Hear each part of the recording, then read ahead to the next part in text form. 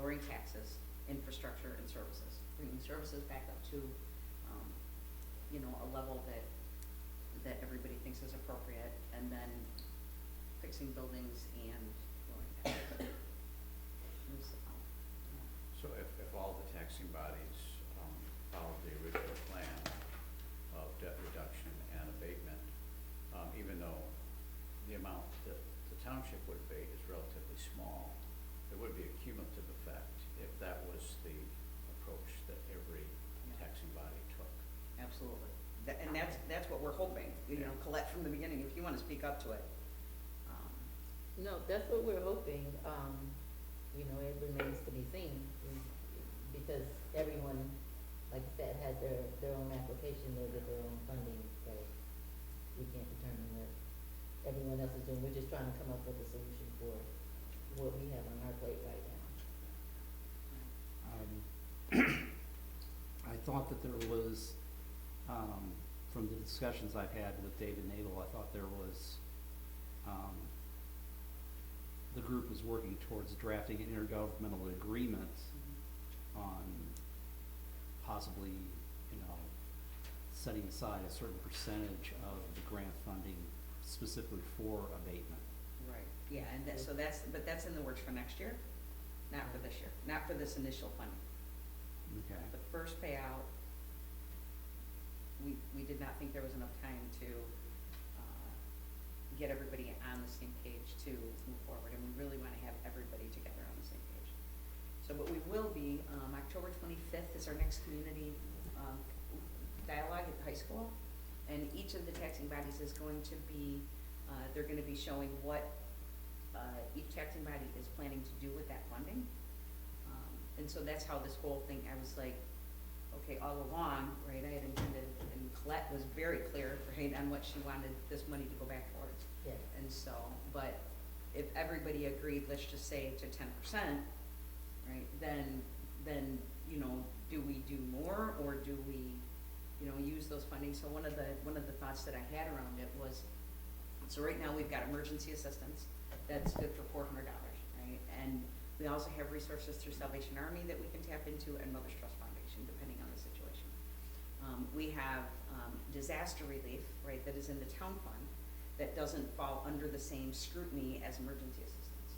And so we've used that. It started, as we were sharing the other day, it started when the city would call me and say they had to clear out a building because there was violation to a code, and so they had to move everybody out, and so they counted on us to put people in hotels. So that's how we created that fund. And so since COVID, we've been using it to be able to help with situations with people that don't qualify for emergency assistance.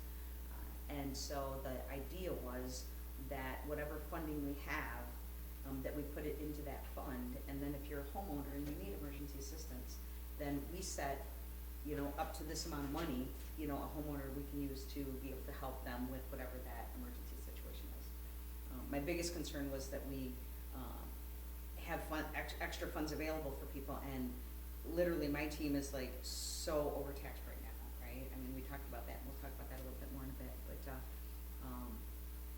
to like have a new program, I think would be detrimental to my team, and the idea of hiring somebody to, right, to me that just creates a bigger problem. And so just being able to have another pot of money for homeowners, I think it would go quickly.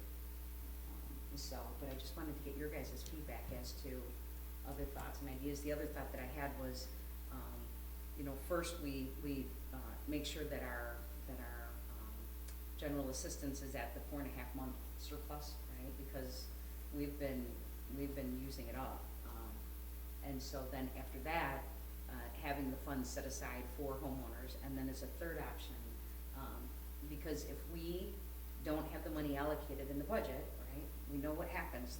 The attorneys come and say, because it has to be like 1 point something, right, percent of what we have, that we allocate the funds for strategic planning following the whole health community assessment. So that one of the things that I learned from Jimmy Smith, who used to be the CEO of Kids Hope United, was that when Truman Hudson was the township supervisor, they had a partnership where the township and One Hope United provided a social worker that worked out of the police department, right? And so, being able to just allocate those funds for future initiatives that come from the results of the assessment, to be able to do more strategic partnerships. So yeah, that's kind of my thoughts. When I started thinking about, like, this is gonna be up on the screen at the high school with everybody in the community, I was like, we need to be like really, really clear about like where the funds will go, and I wanted to make sure we were all on the same page with what the thoughts are around it. And that's gonna be October what? 25th, Okay. Wednesday night.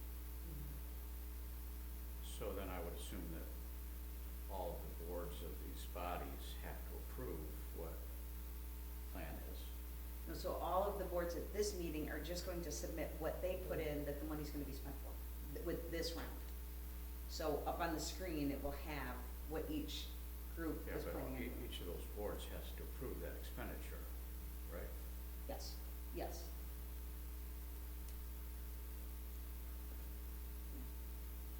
Any other thoughts about it, or? So do you know already how much funding you're gonna get? I think it's like 244,000, which is a lot of money until you break it down per household, and then Yes. it's, right? And that's where it doesn't look so great. Yeah. Right. I am all for giving back to our taxpayers. They've been holding us down, and they deserve that. But when you look at it, when you divide it up, and like you said, $25, we don't want them paying $25. I mean, you're talking It's not as big of an impact, but, so we were trying to brainstorm, and that's why we're having this conversation of like, what else, how else could we But the allocate goal this? is to get that intergovernmental agreement so that we do it as Cumulative. Yes. a group, Yes, yeah, that we abate yeah. this and so provide relief to the property owners. Correct. I don't think we can parse out specifically homeowners, Yeah. but Yeah, across the board. Right. right. That's where it's going. Well, I mean, I think that's kind of the net effect. If you go with the IGA and the school boards in particular are willing to enter into that IGA, then that's gonna give you more leverage for everyone else. As far Right. as when you do abate back, it will be something that Because, has the potential to be meaningful on an actual tax bill. right, because so- they're the biggest part of the tax Right. bill, period. So with them, if they're not in the boat, I'm not sure how that's gonna play out and how everyone else then is gonna want to participate in that abatement, because again, we're gonna be back in that situation where now I'm gonna give up everything for little effect on the back end. Right. So I think those are unanswered questions as far as any conversations The that I've level had of- up until this level of point, as participation. far as who's in the boat and who's not. Well, the high school has been very supportive, just to say out loud, of being on the team. Well, I mean, I haven't been in the room for those, so I'm not sure 100% of who all's in and who's not. So until we get that final, I mean, I like your line of thinking in terms of how do we give back to the larger, population in some meaningful way and aggregate that. I like the idea of kind of consulting services, so that has a broad reaching impact without adding on to, staff and insurance and things like that. If we can consult out for those services, Wait. Go consult out for what's yours? like for a social worker. If Oh, they're gotcha, so hired after and the, then working through. right. Well, and in my mind, like, not even making any judgments, letting the study be the study, and then whatever the results are from the study, having funding to be able to seed some of the initiatives that come from it, so that we're not leading the witness. Yeah, and I mean, to that point, I'm a bit stuck now in terms of being able to say exactly what that money should go towards, Right. because those results aren't in. Yeah. I can say from what we've been hearing thus far, there's a lot of unmet needs in terms of other services. So I think at some point we may have to go back and have that harder discussion about services that are still, needed for a large portion of the population. Well, that's why I just want to, have the money be, any extra funding that, be allocated towards seed money for whatever the results of this study are. right, not put it towards anything in particular, but I think so long as we have it allocated, that's all that matters. And at some point, there's got, I think I'm seeing it, the same way, a gap assessment, in terms of all of the governing bodies, you know, whether that intergovernmental agreement is 1 year or however, whatever the term is, sitting down at the table, because, you know, sure, the school districts may need infrastructure, needs, but, you know, what about, you know, school, children needing tutoring or what have you? And that's exactly there, so, right, they're saying infrastructure, services, Mhm. and taxes, right? That there's 3 buckets that they need to address, and it's, so at this point, right, we're still in that conversation. If there's a way to demonstrate that those kind of expenditures would ultimately serve to lower taxes because we're using this money instead of levying money to do that, then I would be in favor of it. But I think we'd have to be able to demonstrate that. I mean, and I also think how you define, you know, giving back or receiving that benefit doesn't have to be financial, doesn't have to be. Awesome, thank you. I appreciate the conversation, so, it helps me to like know what I need to have on the township's slide. It's like, how do we do I this? mean, ultimately, we want the taxpayers to be the winners. in 100%. this. Absolutely. Yes, because if we can do that, then homeownership continues to go up, right, which benefits every single agency in this community. And so, and every resident that gets to be a homeowner, right, so. Awesome, thank you. All right, moving forward, assessor's report. Good evening. So our appeal filings were closed on yesterday, September 18th. And we have a total of Yay. 269 appeals for 2022. How does that compare to the rest of the county? That's, Yeah, we're low. yeah, But I mean, wow. everybody's lower than what we anticipated. Everybody was, you know, kind of cringing and just waiting. And as the numbers have been coming in, you know, bigger townships like Waukegan and places like that, theirs are way lower than what they had anticipated. So, for me, I feel like that lets us know that, you know, our values are supporting when you go in there to look and see. You know, you're always gonna have some people that are gonna file, and there's always room for some type of error and gaps and things like that. So, we're happy with the numbers, and then even in looking at the appeals now as we're working through them before the hearings begin, we are able to work with some of the taxpayers, where we see fit. And with others, we just, you know, put our information in to let the Board of Review make their decisions. So, our hearings start on the 3rd of October. We've already scheduled, I think, over half of our residential hearings. We have some on the 3rd and on the 5th, so far. And, you know, they'll continue to schedule them, the rest of them. Commercial is usually last, so that'll probably be late October, first part of November, somewhere along in there. We're still,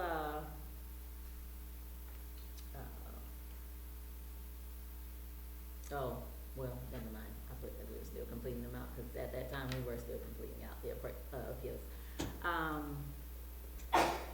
All of the in-person hearings and phone hearings are gonna be held from 8 AM to 12 PM, and the letter hearings in the afternoon. They started that, I wanna say since I've been here, because it seems to work out, the in-person hearings and the phone hearings. In-person can actually, you can go down to the county and the courthouse like they used to do back in the day and actually be in person for your hearing, or you can still do it via Zoom. They give you the option. Or you can do, you know, the phone hearings. And so that gives the Board of Review and us a break. You can do, you know, those in the morning, then you still have the afternoon to get ready for whatever other ones you have to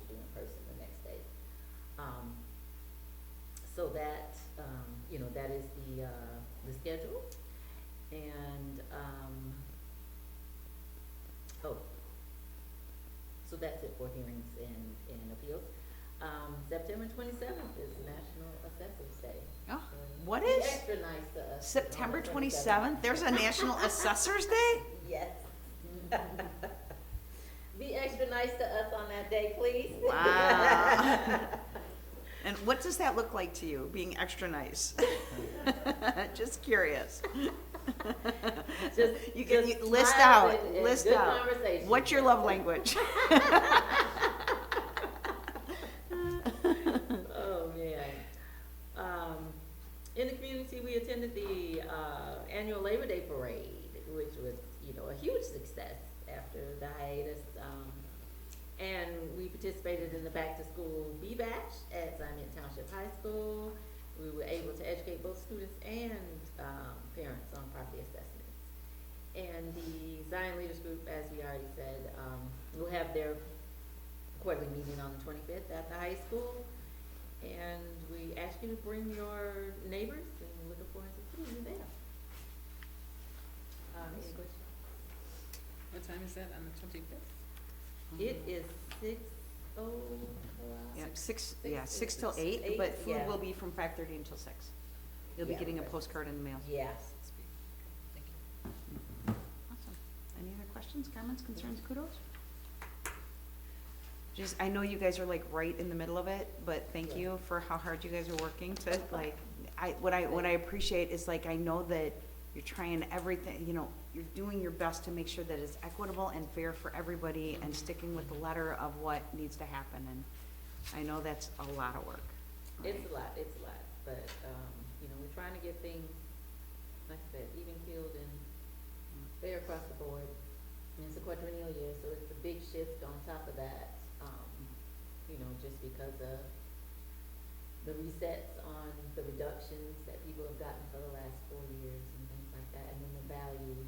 So if they come back and they don't see it, you know, as they may have seen it in the past, it's because of the market. Mhm. The last 3 years, you know, the sales have been up, so we have to make sure that we value them at a third of the market value. And that's been a big change. That's why I've been so adamant about, we really have to make sure that we're, you know, looking out for our taxpayers. Mhm. Because this is a big shift. And, yeah, so we're just, trying to do our best to make sure that, you know, everything that we have is accurate, and if it's not, we're gonna stand by that, and we're gonna fix it. Yeah. We're not gonna hold you to the fire on our mistake. We'll definitely fix it and make it right. Yeah, I was a little taken back when I saw the increase in my value, but then I saw a couple of my neighbors and I decided to keep my mouth shut. Because granted, their houses are way bigger than mine, right, and they actually have 2 bathrooms, but. Right. So, awesome, thank you. Okay, next item on the agenda is supervisor's report. Just a few things. The Zion Quarterly will be going out October 1st. If you have any events you want to share, please email Sandra at zbquarterly@gmail.com. Again, we're working in partnership with the Coalition for Healthy Communities on the community-wide whole health wellness study. Trustee Farson, you want to share where we are with that? Yep, so we are live with the survey. We're actually set up to be at the library for their grand reopening. We're gonna have a few laptops, I think about 8 set up for people to be able to take the survey on the spot. We also have ways for you to fill out a SurveyMonkey link and have someone contact you afterwards to set up an interview, and they can come out to your home or meet you somewhere and actually walk you through it and do it live in person. We do have a target of hitting 300 to be statistically relevant for this survey. So that's a bit of a tight number, so it will be a combination of, you know, in person, you know, walking through the interview, but then some folks will actually be using the link to take it themselves. Our primary researcher has, based on his experience with quote-unquote underserved communities, the team did make the decision to pay per household for people that take the survey, so we're equating that to $20 an hour. And all it takes, the survey should be somewhere between 30 to 45 minutes. And that's because some of the questions are asking for opinions or text to be typed in, and that's where the extra time will come from. But we do believe and value people's times and want to pay people for their time, but we're also eager to hear folks' feedback. So that's where we're at. Our target is to be done by the end of October. We may spill over a little bit into November, but we're going to do our best to get to that number by the end of October. Okay. Can you, I'll talk to the leadership team about having a slide up at the community conversation for people to be able to get that QR code. Okay. Thank you. Okay, the Queen Bees of Zion Red Hat Society is in full swing. I gotta be honest, when Noma left us and went down to Georgia, I really wanted to pull the plug on it, but I am so glad I didn't. Any of you guys that saw us at the parade, the Queen Bees, they had so much fun. The retired Lyndon Norman, the cheerleading coach from the high school, came and taught them a dance routine, and they did it. Now all of them want to learn it. We just went to 10 of them went to Sheboygan Friday night for the night, and just the group is really getting excited and wanting to do a lot of things. So glad that we kept that baby going. Anybody that wants to join the group, please call Zion Township and we'll get you an application form. Next, the Coalition for Health Communities Corporate Community Spelling Bee is fast approaching on November 2nd. Zion Township will be sponsoring the Queen Bees, but we are looking for lots more sponsors. And if you want more information, please, don't Colette, myself, Richard, to get more information, because we'd love to have everybody involved. It is so much fun just to come out and see the spellers. It's at the Point Church. Colette, what else do you want to say about it? We're always looking for volunteers, and any donations that you would like to provide.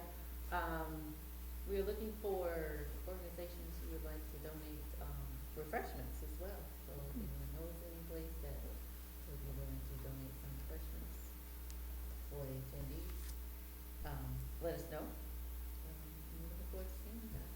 Cool. Thank you. Next, all of the staff completed the peer support specialist online training through Northern Illinois University. We've got Rex Jones coming to conduct the sexual harassment training on November 1st. And we are, it is still on the books to have a conversation with the police chief to see what kind of training they're doing for my staff, so thank you for that. Okay, so here's a fun one. With North Point Resources combining with Aspire and moving out of Zion, we needed a new partner to create our senior birthday cards. And so Zion Benton Township High School's transition special needs class has taken on that role. Students are visiting Zion Township, creating the cards and stuffing them on a monthly basis. So it's a perfect partnership. We had our first session last month, and they will be coming Thursday to complete them for the October. So that's fun. And then the Zion Benton Leadership Academy will be hosting a roundtable leaders discussion. You have the flyer here. All of you, Colette, do you want to say more about this?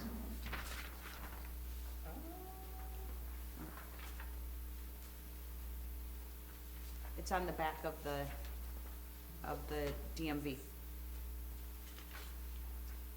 Oh, There you go. oh yes, networking with like-minded people. We have leaders coming from the private sector, the nonprofit sector, government positions, and they'll be coming to speak to the participants in the ZBLA program, but also it's open to the public. And we can see the focus points that they will be discussing, which is networking with like-minded people, getting ideas on how to start a business or an organization, learning the art of dealing with red tape, connecting with resources and navigating communication, basically giving them a lot more information as up and coming leaders, with helping them to be able to bring their ideas to fruition. But we know that there are a lot of residents or others that would be interested in this topic, so we ask you to share it with any and everyone you know. It's open to the public, as I said, at the Zion Benton Library. It's from 7 to 8:45 p.m. on, next Monday, October the, no, not next Monday, October the 16th, on Monday, October 16th, excuse me.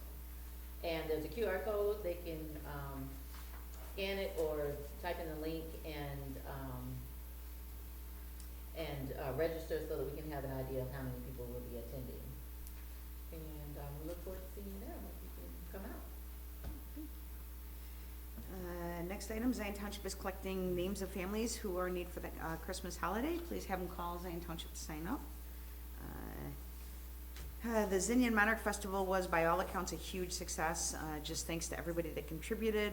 Like I said earlier, the committee is already working on ways to improve it for next year, so it was a lot of work, but it was a really, really good showing. Got some really good feedback, too, from the community, so that was good. And then on the back of that sheet, just to let you know, on October 17th, the Illinois Secretary of State Mobile Driver Services Facility will be visiting the CB Library. They are going to be doing the Real ID appointments, if you have not gotten your Real ID yet, so you can call the township and schedule that appointment. And you do not need to live in Zion in order to schedule an appointment. There you go. And so, a couple other things. So, we are going to be closed on October 9th for what was Columbus Day, Indigenous Peoples Day, November 10th for Veterans Day, and then on November 11th and 12th, I've got half of my staff that are going to the Township Officials Conference. It's the first time they've actually gone. And then I have one staff that's taking off and one staff that wants to work. So what we're gonna have her do is we're gonna close the office, but she'll answer the phones from home. So she'll just work from home and answer phones that day. And then I am actually taking off to go on vacation next Tuesday through October 11th. And so long as I make it across the Grand Canyon on October 1st, hopefully I'll be back and everything will be good. And so then the last thing I wanted to share, so at the last board meeting, we had talked about the discussion on the number of calls. And Trustee Fisher, you had actually asked if there was an opportunity to do an evaluation of the intake process to see what we could do. And so I brought that back to my team, and what we ended up doing was, instead of, what we had was we had a call list, and we had the 3 case managers, and they were each calling and trying to get the paperwork from people. And what Adriana did was she is making all of the callbacks, and she is getting the information, and she's getting the information from people. And as she gets a full file, then she's giving it to the case managers to process, instead of each case manager having 6 half-done files on their desk being frustrated because they can't process things through. And so she's continuing in that work. She's also tracking number of individuals that we are not able to help and why, and then the number of people that just refuse to go through the process. And so they self-select not to get those services.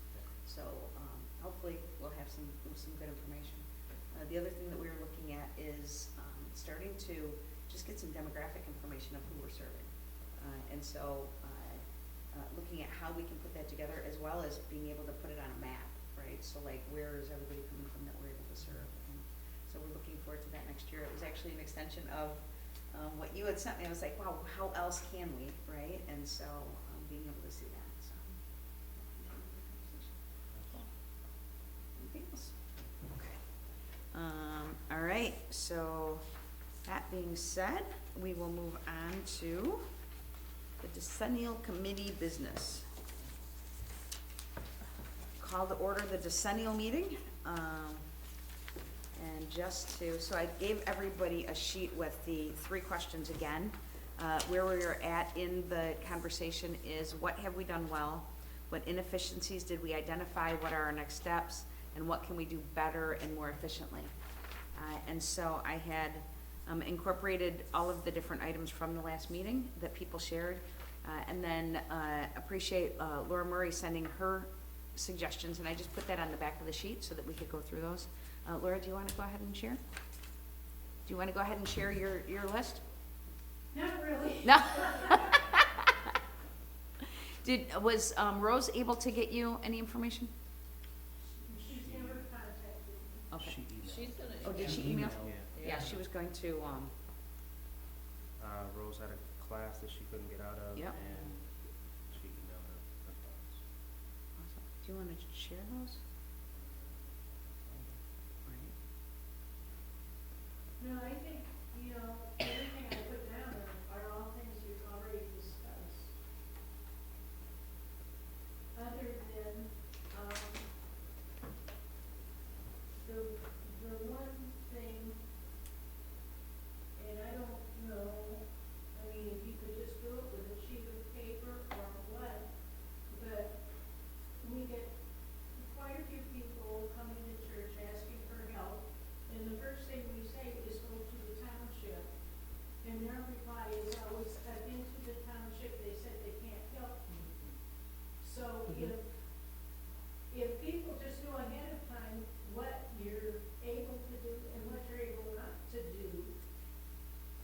Well, so what we actually did, in order to alleviate that situation, is we have the referral form on our website.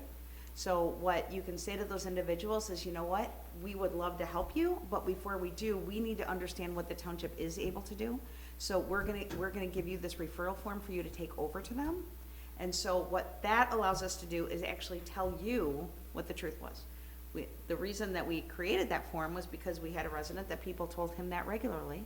And when he called them to task, what the truth was that they never came to the township, and they just said that so that they could get, because it's a process with getting help from the township. We don't just give out cash, and a lot of churches kind of do, right? And so, my plea would be that you guys, we've got the 3 carbon copy forms at the township, or you can just print one off online, to be able to hold them to task, right? We can't help you today, but if you'll fill out this form and go to the township on Monday, we might be able to help you on Wednesday, right? And what they're gonna tell you, right, is all kinds of other stories, but if you're able to hold to that, or, okay, we can help you this time, but moving forward, right, what we need for you to do is we're gonna follow this process, right? So the first time out, different opportunities, because, so the police department asked for the same thing, and when we went and we shared with them everything that we do, and Adrian and I came to the church and shared, literally every situation is different, and so you listen to the circumstance of it, and like knowing all the different programs and services and everything that are going on, it's all moving parts, so there's not really, we were like, how can we do like a, it's like a spider web, right, and really, it's more just of holding people accountable, and then we will actually write on the form if we were able to help, why we weren't able to help, get it back to you, and then we would actually call you and say, you know what, in this situation, we actually can't help, would you be willing? And we've done that several times with Christ Community Church when they've sent people over. It's been a really good partnership with doing that. Does that help or make sense? Yeah, we just need to get the forms and Yep. the church. Yep. Yeah, and the truth of the matter is, right, it's a habit, right? It's like building a muscle to remember to do that. And when people are in need, they catch us off guard, and especially as Christians, right, we believe we're supposed to help, even though we don't realize oftentimes that by helping, we're hurting them, because, you know, we had the couple that was at McDonald's forever, right? And one of the local pastors came up to me at the coffee shop, and he was like, Sherry, I did my part, and went and bought him socks and a blanket. I was like, so you're part of the problem. What do you mean part of the problem? I was like, I keep going over there and like begging them to come over and let us help them, like, to address the situation, but why on God's green earth would they? When, like, they're getting gift cards and food and, you know, all kinds of stuff to help them stay comfortable on the street. You know, so the goal is to actually help people get the resources to get on their feet. So one of the other things that you brought up, Laura, was a 24-hour hotline, way to contact Township after hours, right? We actually, that's why I'm such in support of 211. 211, they refer people back to us, and they also refer them to other agencies that might be able to help. So in essence, we do have a 24-hour hotline through 211. Okay. So then one of the other items you brought up was having evening hours once a week or once a month. And at one point, what we had actually done was we went to a 4-day work week and worked from 8 until 6 or something, so that we could be open later for residents. And it was crickets in the evening. And we marketed it and promoted it, and it tends to be, you know, if somebody needs services and they can't get to us at 4:30, we work online, we work, you know, in a number of different ways to be able to help them. People don't actually have to have an appointment and come in to be able to get assistance. We can work with them outside of that. We have DocuSigns so they can sign forms and do everything that way. So, yeah, but I appreciated you bringing that. At first I was like, oh, that's a really good idea. And Sandra's like, can we revisit when we did that? I was like, sure. And so we went back to it, and she was like, and then they started pointing out all the different things that we are doing. I was like, okay, all right, thank you for that. And then find a different way to communicate with seniors that have no computers, smartphones, texting ability. You know, one of the things that we're the proudest of is our senior resource guide, and making sure that they have all of the contact information for different agencies with that, and the Zion Quarterly. I mean, the bottom line reason that we have a paper copy that we send out and the postcard for the Zion Leaders Meeting is to make sure that seniors have access to that. And so, but if you have any other thoughts or ideas, we would love to hear them. What about people move to town to do you ever get a list of people that have moved in that might be in the older 65 or whatever the requirement is for seniors? We don't actually get a list, but word of mouth is really big in this town, and especially because they know they get this birthday card, right? It's amazing how many of them call and say, you know, how do I get on the township's listing to be able to do that? But yeah. Excuse, I'm sorry. Yeah, please. There's also some initiative recently with the city, for welcoming packets. Not recently, But- over and over and Yeah. over. We have visited that conversation so many times, and I think it's back on the shelf as far as I know. But yeah, I know that Sonalito worked really hard to put something together, and then there was a lot of pushback on some of the different pieces that were in there. And then plus the printing of it and all the different things, so we keep going in circles around that concept, and it would be great to have a champion that could act, kind of like Design Quarterly. It took 12 years and 3 tries for that, right? 12 years, and so I think a welcome packet, it's kind of the same conversation about how do we do it effectively. And so, if we have a champion that's willing to run with it until it crosses the finish line, it just might happen.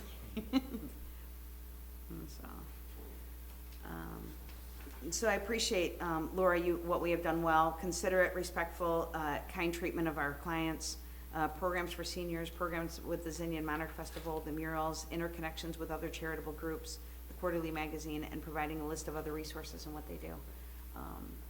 Yeah, I appreciate it.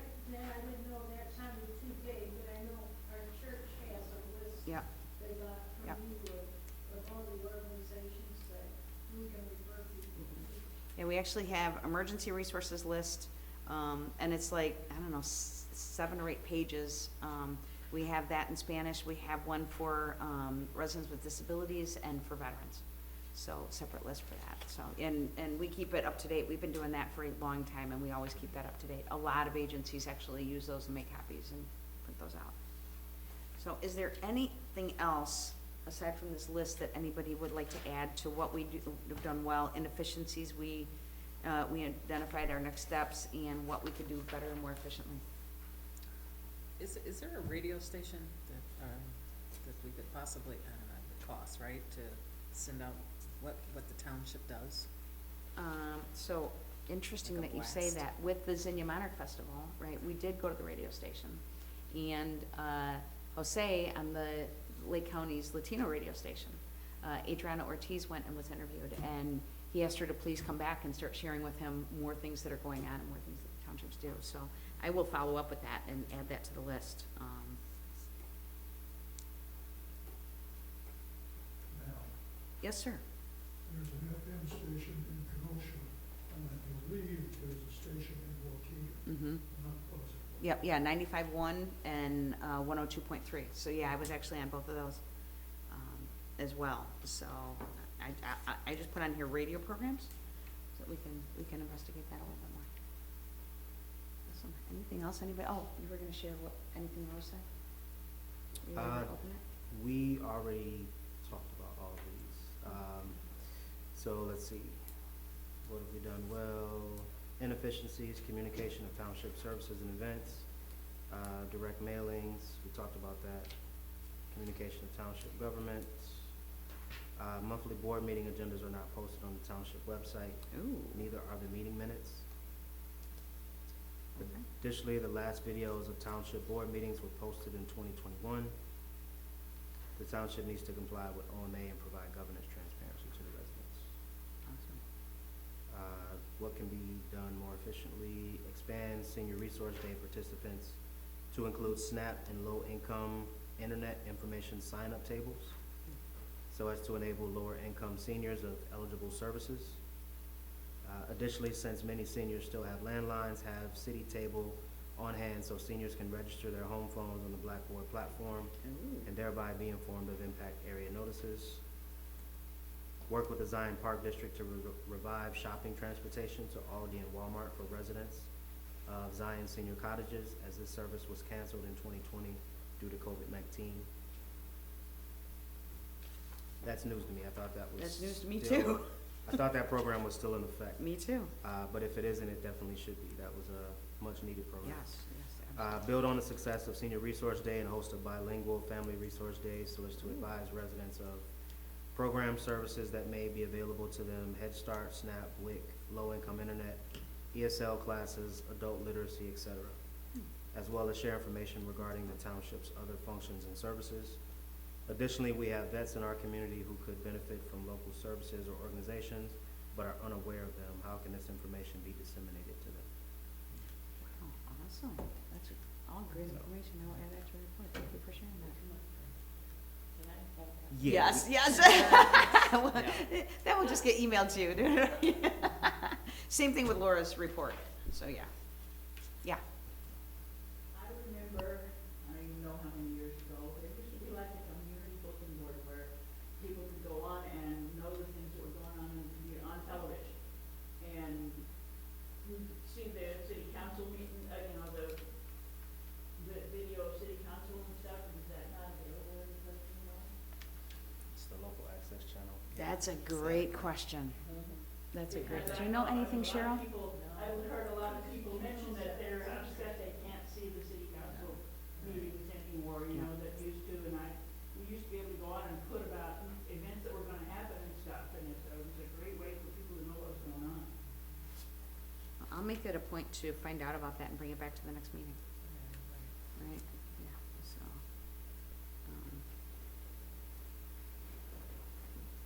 And the community bulletin board, you called it? Yeah, I think that's what they called it. But it was like the public, like a certain channel on. Yep, You yeah, see it? yep. Office in a little strip mall and put your chairs. You are showing your age. I actually worked there helping with the videos when I videotaped for the city council meetings. That was a long time ago. Yeah, early 1990s. Okay, so thank you. Right. So is there, you ready? So are there any other ideas, suggestions? So, hey, we will continue the conversation. I will, plug this information into the report, and we'll continue on, and I will let you know what the next steps are for, completing the decennial report. So, thank you. I appreciate everybody's efforts to take this seriously and try and capture as much as we can.